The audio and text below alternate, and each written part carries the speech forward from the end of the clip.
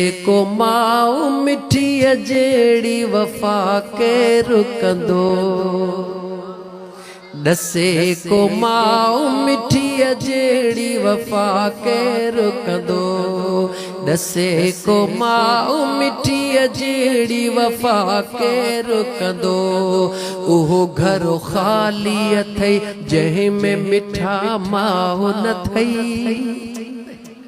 ओहो घर खाली अथई जहि में मिठा माओ न थई ओहो घर खाली अथई जहि में मिठा माओ न थई ईंदो हिन दौर में कम कोन सगो भाव अथई ओहो घर खाली आहे जहि में मिठा माओ न थई ईंदो हिन दौर में कम कोन सगो भाव अथई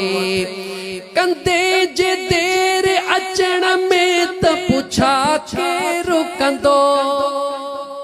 कंदे जे देर अचण में त पुछा के रुकंदो दसे को माऊ मिठी जेड़ी वफा के रुकंदो दसे को माऊ मिठी जेड़ी वफा के रुकंदो हूंदे तकलीफ़ में त तोखे दुआ के रुकंदो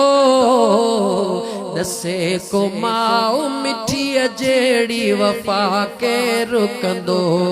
दसे को माऊ मिठी जेड़ी वफा के रुकंदो करी जे देर अचण में त तके राह पई ओ बेकदर नौजवान करी जे देर अचण में त तके राह पई ॾिसी यार तोखे भरे थधड़ा साह पई करी जे देर अचण में त तके राह पई ॾिसी यार तोखे भरे थधड़ा साह पई पांजो सिरो साहो तो यारक भला के रुकंदो पांजो सिरो तो तफिदा यार भला के रुकंदो दसे को माऊ मिठी जेड़ी वफा के रुकंदो दसे को माऊ मिठी जेड़ी वफा के रुकंदो बस एकड़ो मिसरो तो चवा खुदा जन्नत बि रखी माओ जे कदमन में अथई खुदा जन्नत बि रखी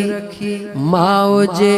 कदमन में अथई जेको बेअदब आगे माओ जो सदमन में अथई खुदा जन्नत बि रखी माओ जे कदमन में अथई चो खुदा जन्नत बि रखी माओ जे कदमन में अथई जेको बेअदब आगे माओ जो सदमन में अथई तुझा बदबू भरियल कपड़ा भला सफा के रुकंदो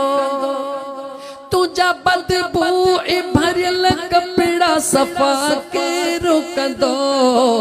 दसे को माऊ मिठी जेड़ी वफा के रुकंदो दसे को माऊ मिठी जेड़ी वफा के रुकंदो मां